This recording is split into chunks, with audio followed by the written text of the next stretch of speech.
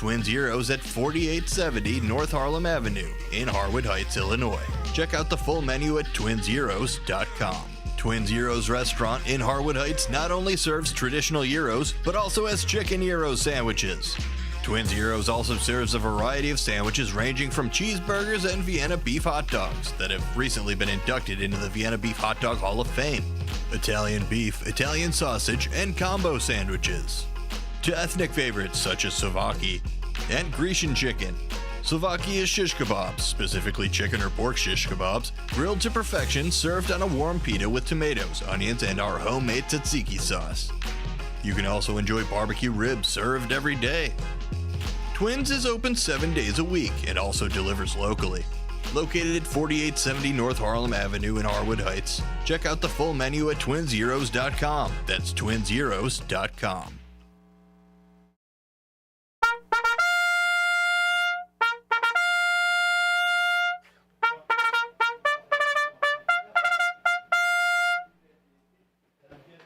Fixed bayonets, brothers and sisters.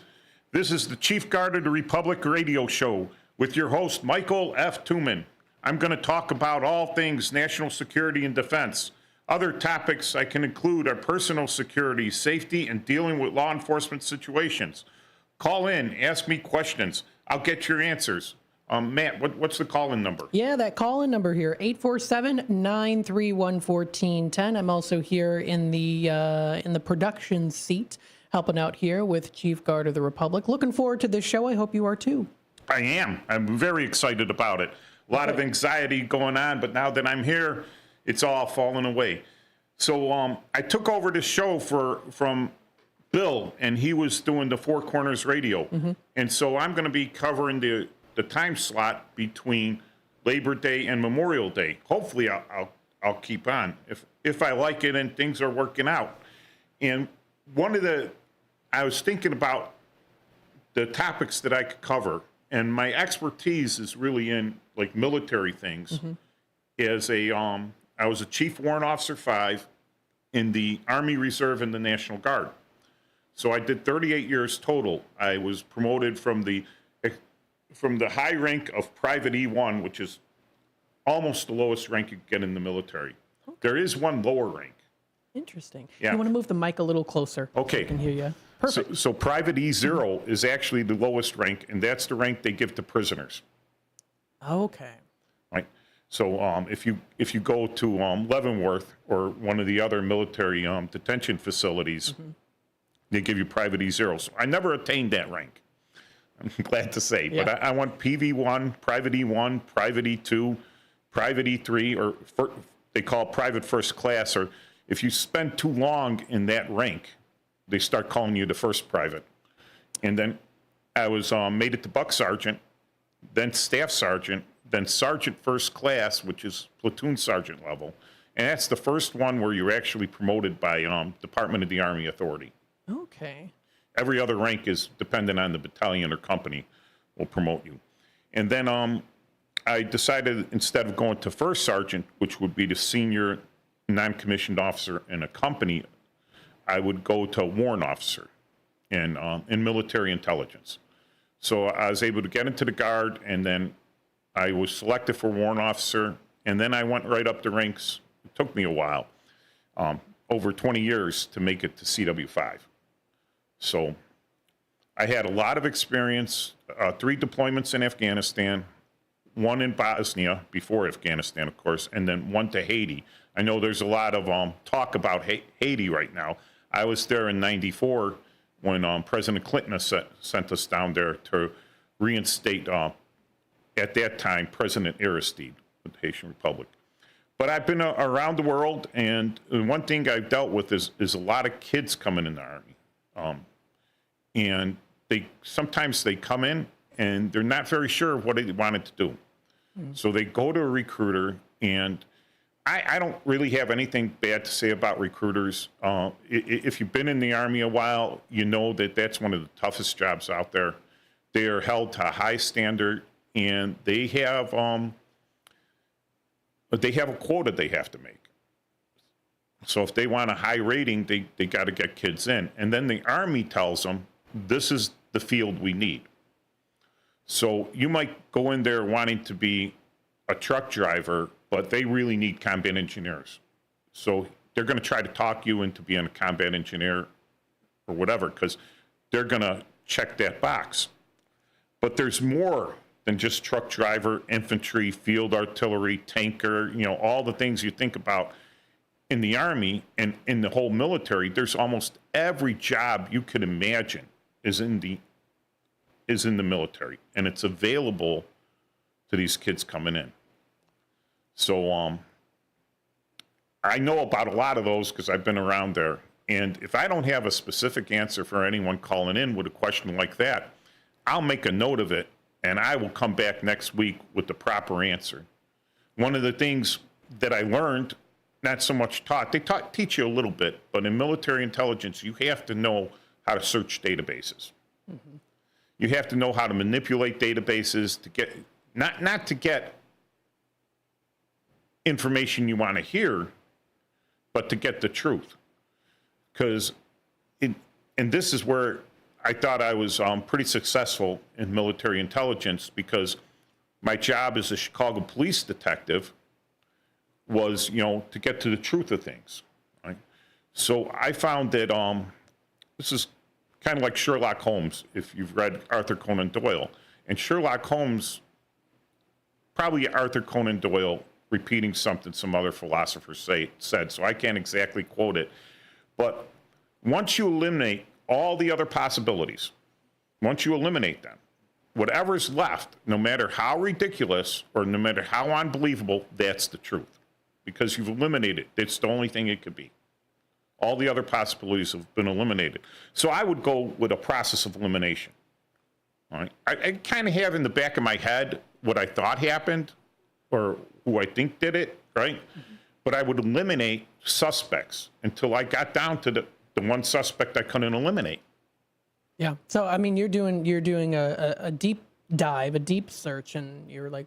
Yeah, it's like, alibis, person's got an alibi, okay, move on to the next one. There are other investigator types and intelligence types that they immediately have an idea of what happened, and they work backwards to prove their theory. Okay.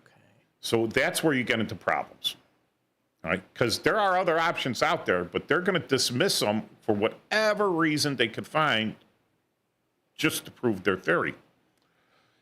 And sometimes it works, and usually, here's the key to it, right? When I was a detective, I would go to the victim, and I would go, who do you think did this? And they would tell me. And I'll tell you what, 95% of the time, that was it. That was it. But there's that other 5%. It's the other 5%. So you don't want to take an innocent person and jam them up because they just happen to be that 5%. But that's why you can usually work backwards and try to prove something, because you're playing the odds of 95%. Mm-hmm. So if anyone got questions about that, I'm sorry, I'm Southwest Side Chicago. Oh, that's okay. You're going to hear a lot of D's, Dems, and Do's, and you're going to hear a lot of gots. I'm sure my mother's hair, she's like, oh my God, my son's got such a, such a loose grasp of the English language, But no, I have a lot of experience and, training. But you know what? It's good to have training, but experience is a lot better. I found that if you just read how to do something, you could read it 10 times in the manual, and then you're still following the manual step by step when you try to do it. Mm-hmm. But after you've done it three times, you're done. You pretty much know how to do it. Yeah, and then it's the same with radio too. When you work the board, you can read the manual on how to use the board, but then actually, fiddling with the bells and whistles and doing it a couple times, then you Yeah, You get that board hold of there it. intimidates me. It intimidates you? Too many switches and everything. Oh, for me, I love this. I like this board even better than the one we had before. It's very nice, clean cut, and pretty easy to use as well, too. Yeah. So what I'll also do here, too, during the show is if we do have comments in the chat, I'll acknowledge them here. Oh, please. So we've got the Dutchman's Wood Shack commenting in here. Hi, everybody. Oh, hey, Dutch. Yeah, he definitely loves to tune in. He does? Yeah, oh, absolutely. Oh, I know Dutch. You do? Yeah, the Dunkin' Donuts veterans, the American Legion. Dutch is a little bit bigger in the VFW than he is in the American Legion, but he's very active. And, of course, the best one, I know we're in Kane County, but the Veterans Assistance Commission of Cook County. Dutch is instrumental of getting that going, and all the other veterans in Cook County should look it up, Veterans Assistance Commission of Cook County. The counties gets a lot of tax money and everything. They should be spending a lot more of it on the veterans in Cook County. I know Lake County, who has less veterans than us, spends like $5 million, and I think Cook County's not even up to $3 million yet. So yeah, what's Dutch's question?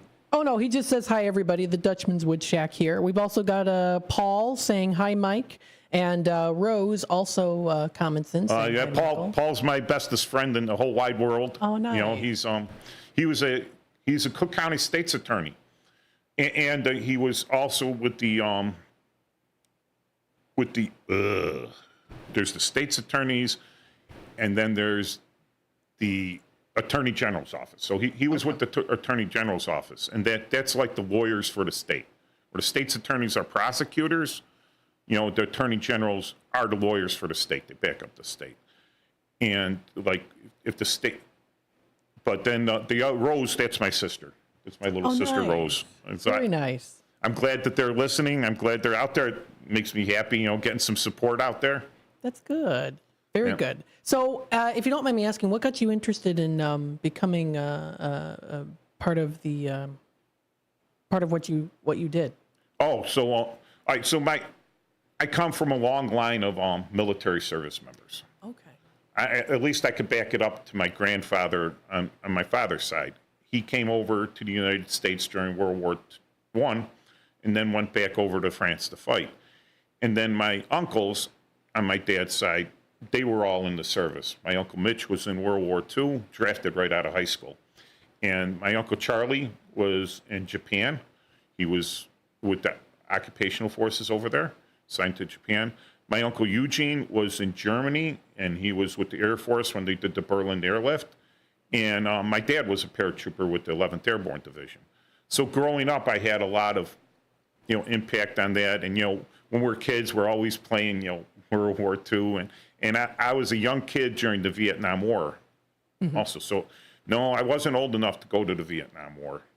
I remember a supply sergeant I had in the reserves, and I was just a young kid at the time. And he's screaming at me. He says, I was in Vietnam. Where were you? I says, let's see, 1968, I was 5 years old, holding my breath until my parents signed the permission letter to let me join the Army, but they wouldn't. I was only 5. You know, those guys did a great job and everything. That wasn't my time period. You know, by 1972, they ended the draft, and in 1975, the Vietnam War era was over, and I did not join the Army until 1982. All right, and a little reason that was I didn't do as great in college as I thought I would. Oh, okay. So I ended up joining the Army, which was a good thing. And then, of course, my father was a police officer, and my dad was a great guy. I'll never live up to him. He was like the guy I aspired to be, except for the chain smoking part. I could do without that. I quit smoking. You know, I won't start again. It's, you know, after what I saw it did to the greatest man in my life, who I consider one of the greatest men in the world, right? That's what smoking does to you. And, you know, so I really wanted to be a police officer. I thought it was a great thing. In the 90s there, the economy still wasn't that great. And I took the test, I got the job. I was already married with a young child. Had good benefits and everything. And I went out there, and I was proud of myself. hopefully not too proud of myself to the narcissistic level, but yeah. Yeah. It was a job where you can help people, you could help yourself, unfortunately, but you learned a lot, right? If you kept your eyes open, not only were you helping people, you're like, yeah, I'm not going to do that.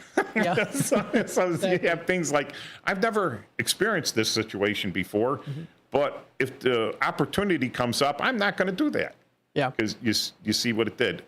So I was lucky that after 6 years in patrol, which that is a tough job. God bless all these kids that got on the job.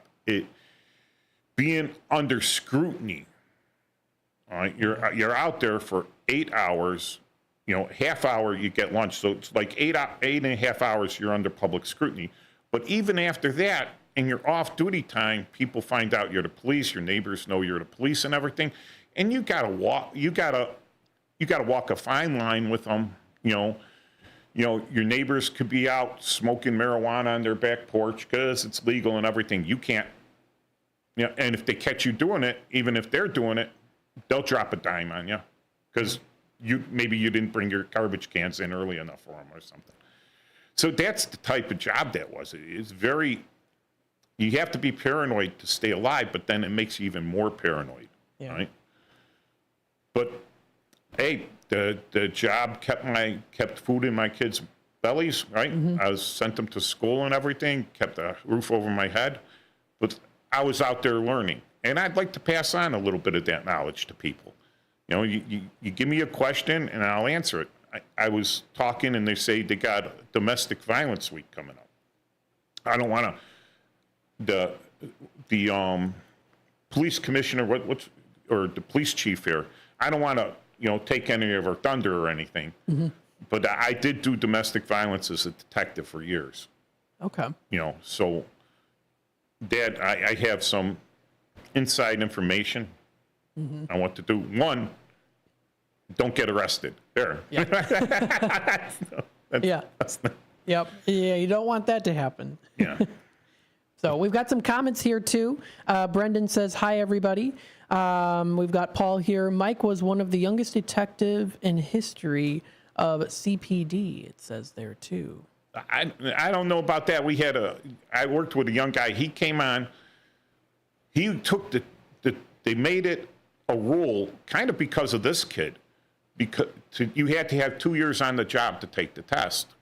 Now, when I came on the job, you were a probationary police officer for 1 year.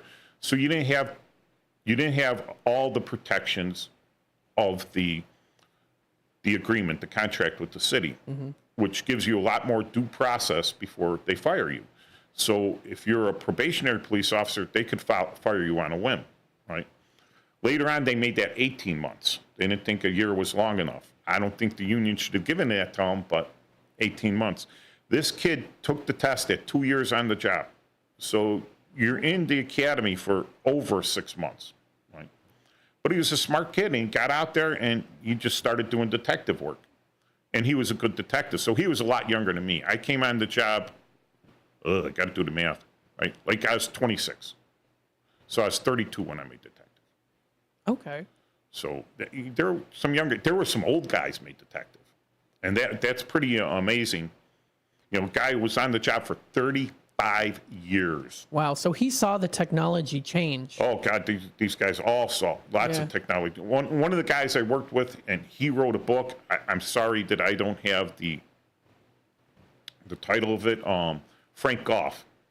This guy was an old-time patrolman. He worked a lot he did a lot of narcotics work. Undercover narcotics work. So he came on the job and he went from patrol, and he's doing a lot of undercover work. And he is on the job for quite a while doing this, and then he made detective. Okay. Yeah, I know. Pardon me. I know there's a book, Chicago Crime Story, a true crime novel. Yes. Yeah. That one. Yeah, and you can find that one also. It's on Amazon as well. Yeah, I read both of his books there. He's got another one out there that was like his autobiography. And I worked with him for a very short period of time. He was on afternoons in the auto theft section, and I was on the midnights because I had Like, I had 6 years on the job. When you make detective, your seniority carries over. So detective seniority and patrolman seniority are the same. If you make sergeant, your seniority starts again.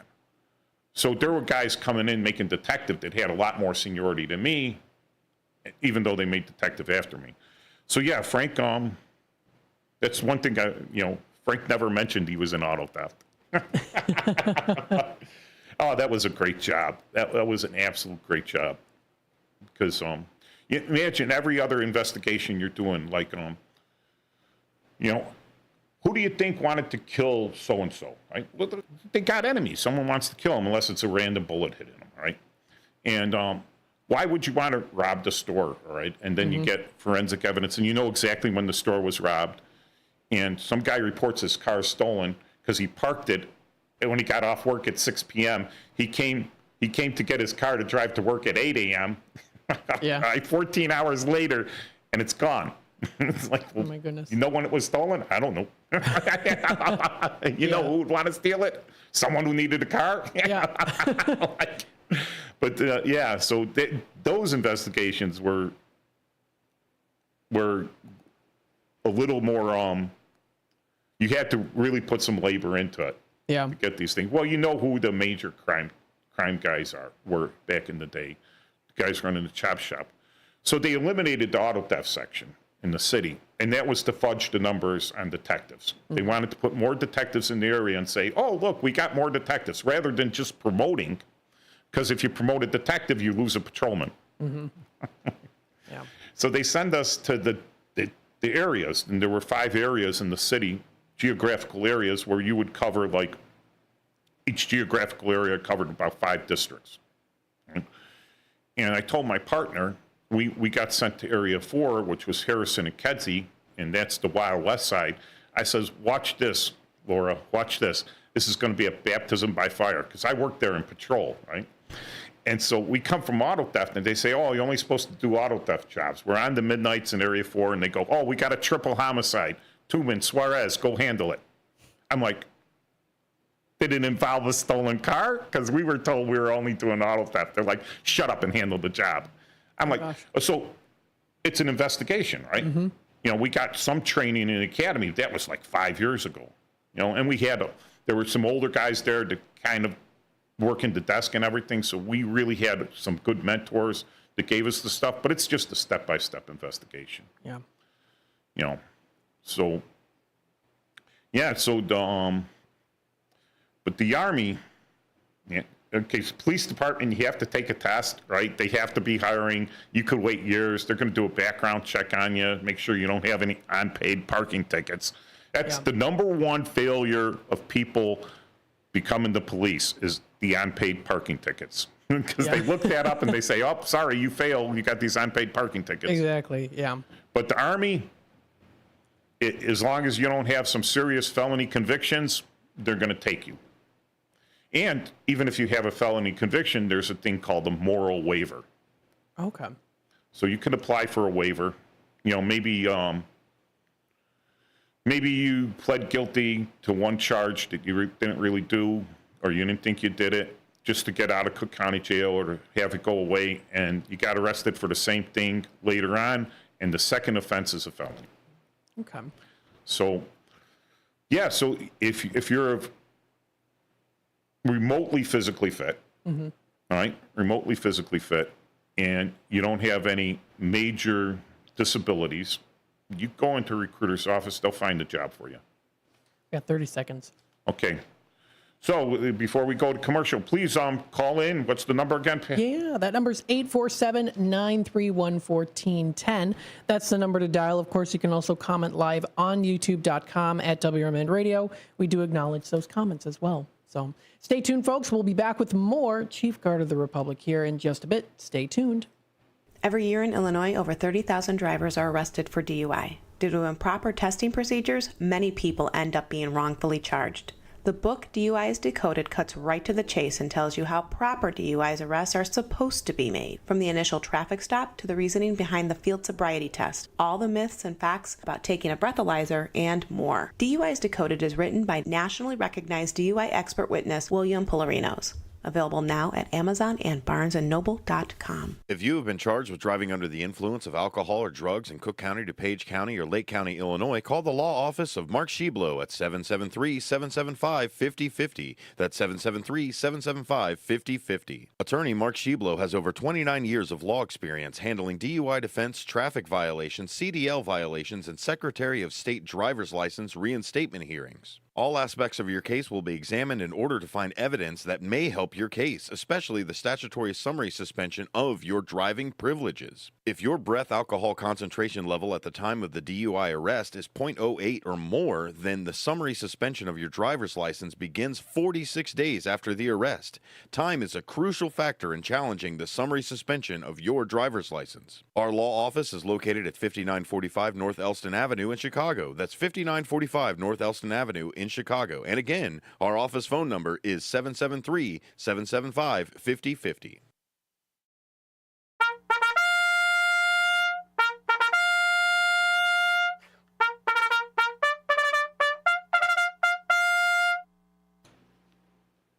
All right, welcome back. All right.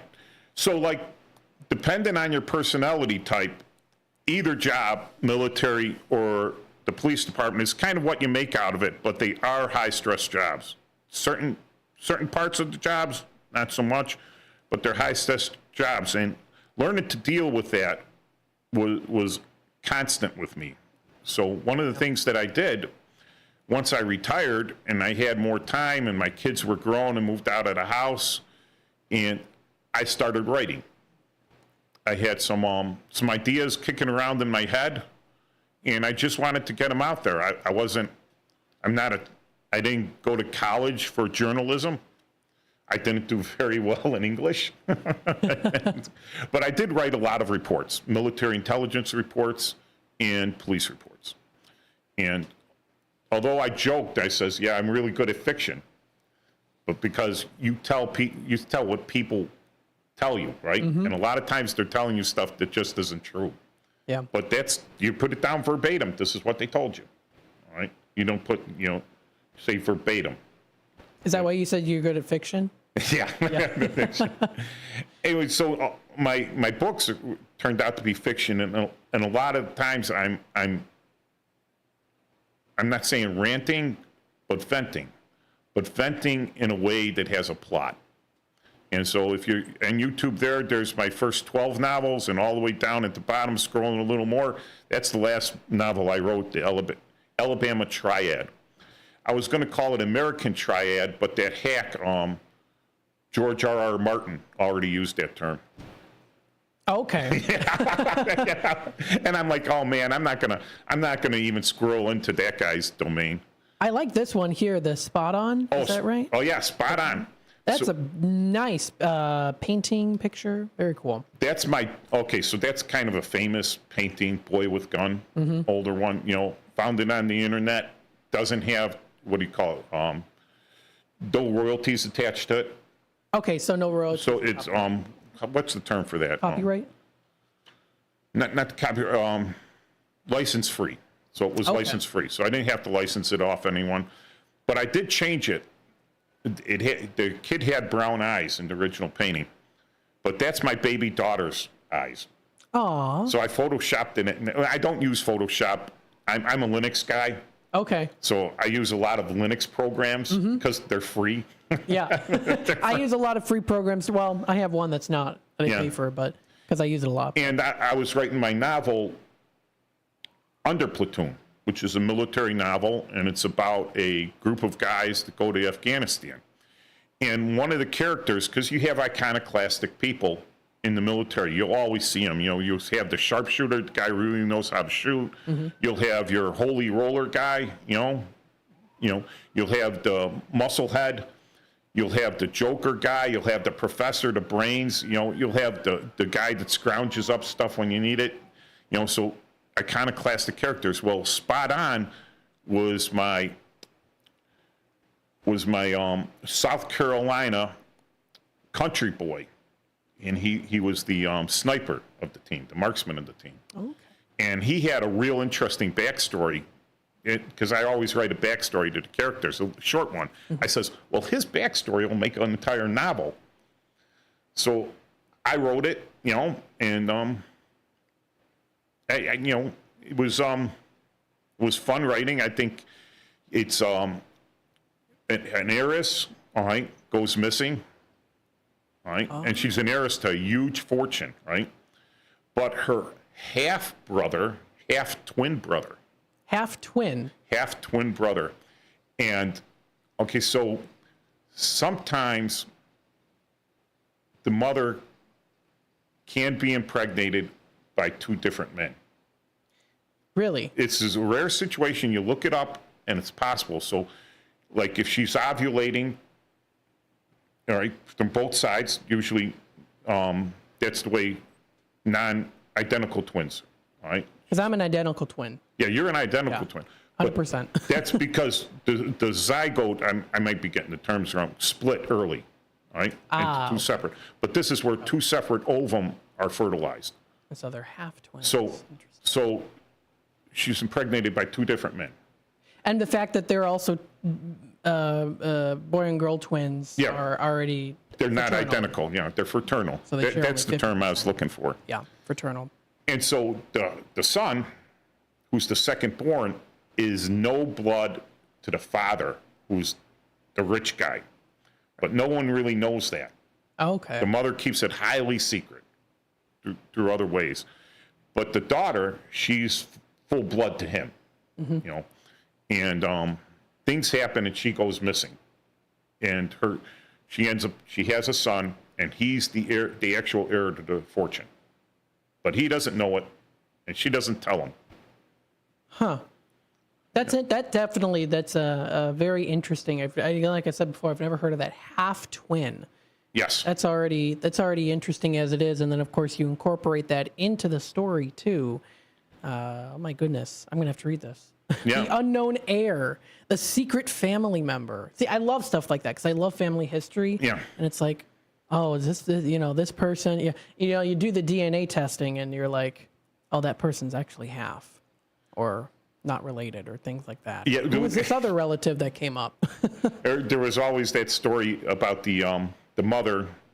The kid would go out and get DNA tested, and the mother would throw a fit. Absolutely not. Absolutely not. You're not getting DNA tested. Yeah. Because the mother knew, but she never told the father. Well, when my brother and I got DNA tested, we came up as identical twins. We're like, no, really? We already knew. And then we got two younger half brothers. Yeah. So. But what's interesting is they say that the first child is usually 50-50 DNA.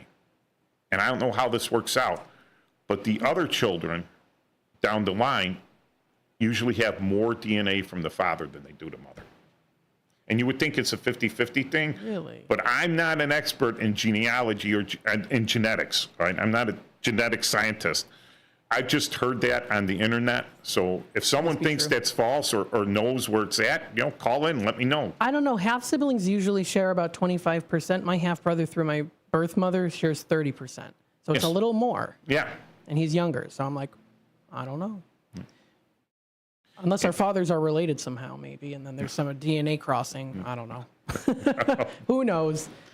Yeah, we're all related down somewhere. Adam and Eve go all the way back. There you go. We've got Charles in the comments here. Hi, everybody.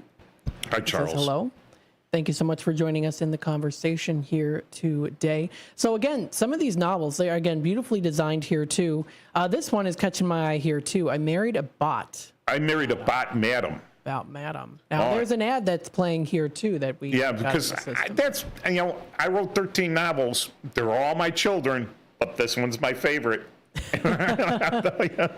Now, this picture, was this, that's a generated image? Okay, so the I did all my own graphics except for the last book, and that is a royalty-free picture of a Belarusian girl in the background. Okay. So I kind of made the picture what they call partial transparent, and then I found a motherboard from an old computer, and I put her picture over that, and then the other surrounding is like you would use for a breadboard for an integrated circuit board. And then I used the green there because she as a small child in Belarusia living in an orphanage, is able to, she writes her own operating system from scratch. Wow. I thought she looked Russian. Yeah, well, Belarusian. Yeah. It's a separate country now. It used to be part of the Soviet Republic, Okay. but and it used to be part of Russia. But after World War I, after things broke up, Belarus stepped off from Republic of the Soviet Union to be its own country, and they still kind of lean highly communist. Okay. So she's out there, trying to make a little bit of money with her knowledge of computers and stuff. And then the counterposition to that is the hero of the book, the guy that marries her, unknowing to him initially, right? And he's a trust fund orphan. He's born to some well-to-do parents later in life, right? And they die, but he's still young, and he inherits this trust. They set up a nice trust for him. And he had turned himself into a professional gamer. He didn't even need the trust money. He was earning enough money online by creating characters and selling them to people that didn't want to put the work in. Yeah. So he meets her, and they both aggravated the organized crime in their own countries. And now they have to deal with it. Interesting. Yeah, some of these, you've got... the Public Guardians, that was the second book that I wrote, and that's all based on actual investigations I did as a detective. But it's a comedy, a dark crime comedy. Very cool. Yeah, so folks, if you're interested, you can go on to his, what's the website name? All right, so the easy one is scilink.net. So that's Paul, Sam, Young, Lincoln, Ida, Nora, King.net. That's a long... Scilink.net. No, it's one word. I'm just phonetically spelling. Okay. So it's PSYLINK.net. Now, that's based on the longer name, Flying Monkey 5 November, which is a little long to type in. Yeah. So I cloned the site and put it under another domain name. Okay. And then you've got, of course, your information here too. Yeah, Tell us some a of little it. bit about it. Now, what is what's the Flying Monkey number? 5 November. 5 November. What is that about? Okay, so I'm over in Bosnia, and we're an ad hoc unit from different states. We're all put together for a psychological operation mission there. And my commander plays a lot of Magic the Gathering, and he wants to be the wizard for his call sign. So we had 3 teams: the Tin Man, all right? We had the Lion, we had the Scarecrow, and I certainly wasn't going to be Dorothy as the operations guy. So I says, hey, the Flying Monkeys are pretty cool. They terrified me as a child, and I'm a paratrooper. So Flying Monkey. Now the 5 was because I was operations. In November, identified the fact that I was an NCO. So when I'm on the radio, when I went Flying Monkey 5 November, they said, oh, he's a PSYOP guy, he's operations, and he's the NCO. Okay. All right, so they knew that, which was great because I had such a funny call name that when I went through the TOC, the Tactical Operations Center, and got my ticket punched to leave the gate, go on a mission, all those guys knew me. They knew who I was. So when I had to call in for support on the radio, I was a person and not just a disembodied voice over the air. Right. Like now, except we got YouTube, so you can see me. There you go. Folks, we're going to take a quick time out, and we'll be back with more here in just a bit. So, of course, stay tuned. Twin Zeros at 4870 North Harlem Avenue in Harwood Heights, Illinois. Check out the full menu at twinzeros.com. Twin Zeros Restaurant in Harwood Heights not only serves traditional gyros, but also has chicken gyro sandwiches. Twin Zeros also serves a variety of sandwiches ranging from cheeseburgers and Vienna beef hot dogs that have recently been inducted into the Vienna Beef Hot Dog Hall of Fame, Italian beef, Italian sausage, and combo sandwiches, to ethnic favorites such as souvlaki and Grecian chicken. Slovakia shish kebabs, specifically chicken or pork shish kebabs, grilled to perfection, served on a warm pita with tomatoes, onions, and our homemade tzatziki sauce. You can also enjoy barbecue ribs served every day. Twins is open 7 days a week and also delivers locally. Located at 4870 North Harlem Avenue in Harwood Heights. Check out the full menu at twinzeros.com. That's twinzeros.com.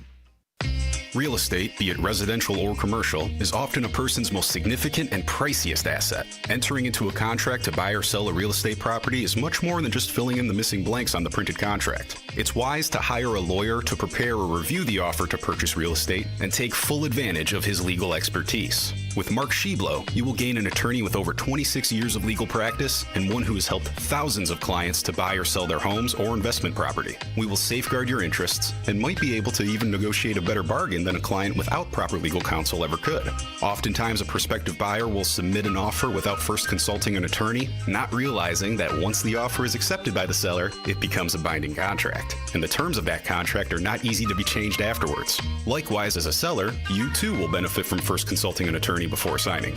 Feel free to call us for consultation at the law offices of Mark Sheblo at 773-775-5050. Our website is sheblolawoffice.com. Mark Sheblo can be reached 6 days a week at 773-775-5050, Monday through Saturday, located at 5945 North Elston Avenue in Chicago. That's attorney Mark Sheblo, 773-775-5050.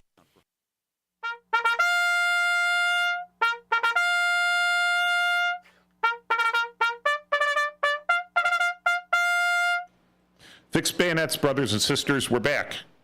Yes, we are. Absolutely. And we actually do have a caller on hold here. So you know what we're going to do here, folks, is we're going to take it to the phone lines. Welcome to the show. Hi, Mike, it's Paul. Yeah, I know, Paul. I figured that out. Yeah, it's a great show. Hey, listen, did you want to maybe share some thoughts of what was your most interesting case as a detective? Yeah. Oh, my God. Yeah.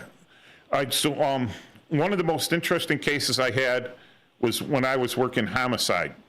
And they found a dead body in a dumpster. And it had a knife wound to the center of the chest, right where the sternum would be. And they immediately assumed it was a homicide because you got a body in a dumpster with a knife wound to the chest. But after my investigation, first thing I saw is dumpster was pretty empty. So I was looking for what was underneath the body when we got the body out to transport it to the morgue, because I figured that was the last person that saw the dumpster without the body in it.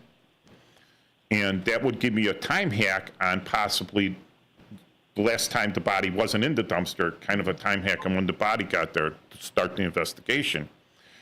It was a lot of Russian literature down there because there's a Russian community up there. This was up by the Bob Newhart building up near Sheridan Road. But later on, we got him to the morgue and I fingerprinted him and took the fingerprints in, and I was able to identify him by a domestic violence arrest he had. And I contacted his wife, who wasn't really his ex-wife yet, but they were married, and let her know that he had passed away. That was pretty rough doing. But after I got everything from the story, because you don't want to sit through an autopsy, but at the autopsy I thought, hey, knife wound to the chest, probably killed the guy. They open him up and it's superficial. It's maybe a 1/4 inch deep. So now what killed him, right? Yeah.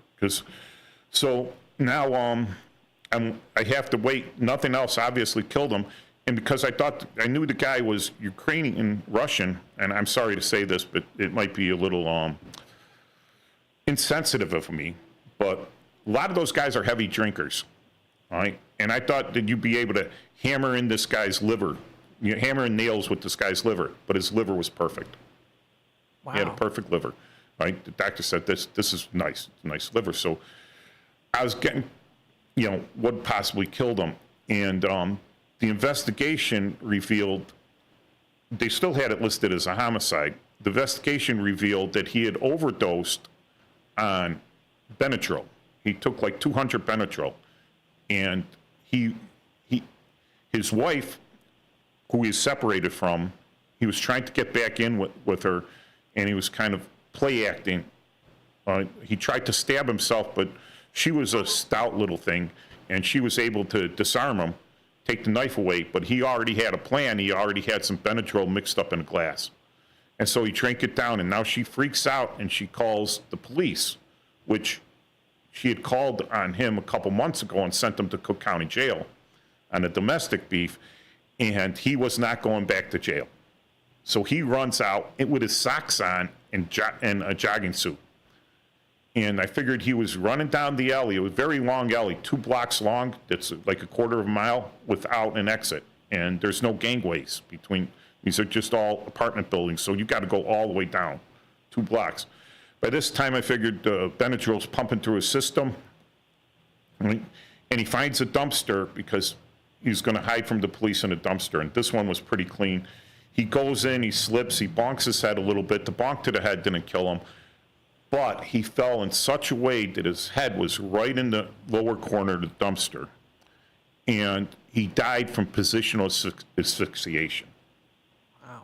So I took this to the medical examiner, commonly known as the coroner, right?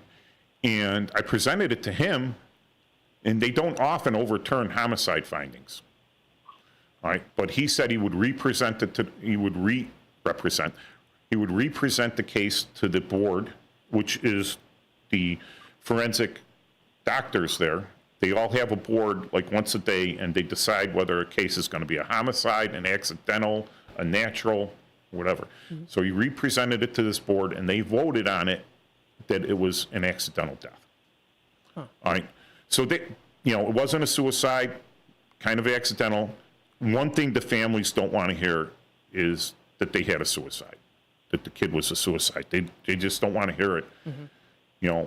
So he was an accidental death. So I actually got credited not with solving a homicide, but taking a homicide off the books. Yeah. So that was one of the most interesting ones because I got to use the Russian language that I learned in the Army, and but people were telling me to speak English because my Russian hurt their ears. Yeah. I'm trying to learn some Russian too because I was adopted from there. So I'm like, yeah. It's definitely, it can be difficult to learn. I don't know from your experience, was it kind of difficult to learn? Well, I was at the language school, so the military language school. That's one of the things I'd like to talk to kids. I didn't know that opportunity existed. I would have joined up for that, right away. Mm-hmm. I mean, it's 12 months in Monterey, California for most languages. And it's a college type town, and you're getting paid, and you're earning college credit, and you're doing your military service, and you're learning a language. It's one of the hidden gems that hardly anyone knows about, but it's fantastic. But if you don't practice it all the time, languages, unless you're a language sponge, my son is kind of a language sponge. He puts me to shame with foreign languages, but he gets that from his mother. His mother's a lot better with that. But there are guys I met in the Army that, they're sponges. They just absorb the language and they speak it right back. It's a certain brain set, Mm-hmm. So, that was probably one of the pinnacle cases of my career, Paul. That's interesting. Yeah. I don't want to mention names or anything or go in any more detail. I don't want to embarrass any family members. That's not what I'm about. I'm not a shock jock there. There you go. Well, thanks for calling in, Paul. Did you want to add anything? No, just congratulations on the show and happy birthday. Oh, thanks. All righty. Bye-bye now. Wait, is it your birthday? Tomorrow. Well, happy birthday. Very nice. Are you going to do something fun? We're doing, so I'm with the American Legion, and we're doing an installation of officers for the 9th District. Nice. So we're doing that at the Schiller Park Community Center. So our guys are coming there and everything. So it's kind of like I'm getting installed as the president of the 9th District for the American Legion for the 1st Division, Department of Illinois, and along with the auxiliary president and the president of the squadron for the Sons of the Legion. And so I'm going to treat it as my own personal, I'm going to hijack it as my personal birthday party. At least that's what I'm going to say in my head. Look, all this food for me, and all these people came for my birthday. I'm not telling them, right? And it's out on the radio now, but, Yeah. I want to, if I wanted to do something for my birthday, that's what I would want to do. And There you go. Absolutely. So American Legion is what you're part of. What's the post? Post 104. Okay. So I was the commander of Post 104 in Schiller Park, even though I live in Chicago. But one of our newer members, but great guy, he's very involved in the Schiller Park area. Right, he took over as commander for me, so that I could do commander of the 9th District, which is the next level up. So that's Bob Lukowski, and he's doing a great job already. He's got a lot more, hustle than I did at the time. Mm-hmm. And I think I took it over because no one else wanted it, and I didn't want to see the post that I've been a member of for so long fall apart. So I took it over from another guy, and he only gave it up because he was really busy with other things. So hopefully we get a lot more members that could be a lot more active, and that's what's happening now. One of them actually found this on our webpage. We have a very difficult webpage to remember, post104.org. It's got some good information on there. The links page will take you to any of the veterans type sites, like for the Army or for the state, and one of the important things for the for the National Archives. So a lot of people need their paperwork. You go to our links page, it has all the flags there, click on the National Archives flag, and it'll take you right to their webpage. There you go. Very nice. You can check out the dates, the events, things that are going to be coming up here too, some from the past as well. Yeah. Can you go back one? Yeah. The little character there, one of the things we do is we have a poppy coloring contest for the kids. And on our Patriots page, I scan in and upload all these pictures so the parents could see them. I mean, the kids drew them, whether they took 10 minutes or whatever to do it, they still deserve to be recognized. And this is one of the characters just made me laugh. I couldn't tell whether he was saluting or holding a monocle. Yeah, right. Either way, it made me laugh. He's a great character, so we made him our mascot. That's Sergeant Schiller. I like it. That's cute. Yeah, and the kid did a great job. Very, very nice. You can take a look here at the gallery as well. So we go post104.org in Schiller Park. And we just celebrated our 100th anniversary, so lower down, that's all the pictures from our 100th anniversary. Oh, nice. Yeah. Lots of people coming on out. That was a great time. Oh, we did have a great time. Very cool. I bet you had the good band food. there, Yeah. Al Greshnick band, he plays at the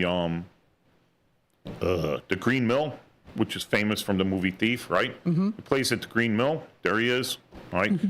Those guys did a great job. They're fantastic. Not that I'm getting money to sponsor, but hey, I'm going to give props where I see them. Absolutely, and there you are. There I am with Melissa I'm sorry, Melissa.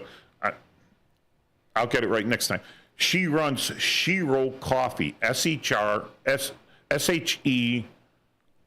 So it's like hero and she. Okay. And she supports a lot of female veterans things, right? So she was a warrant officer in the Army, So if you look up Shero Coffee, SHERO Coffee, you'll find her webpage. And I subscribe to her coffee. I mean, you can buy coffee anywhere. I subscribe because it supports veteran stuff. Awesome. Very, very nice. We're approaching here the end of the show. Thanks so much for joining us here with Chief Guard of the Republic. Is there anything you'd else like to add? I got about 30 seconds left. Matt, you're a great producer and a great person to bounce things off of and ask me questions. Even if you don't see them up on the net, anything you want answered, I'll answer them for you. Awesome. Well, thanks again, folks, for joining in, and I hope everyone has a wonderful rest of your day. This is Matt McNeil and Mike Tooman here with Chief Guard of the Republic. Thank you. Are you looking for a way to be creative right now? Have you ever wanted to learn to watercolor paint? You can now do that from the comfort of your own home with Zoom watercolor classes.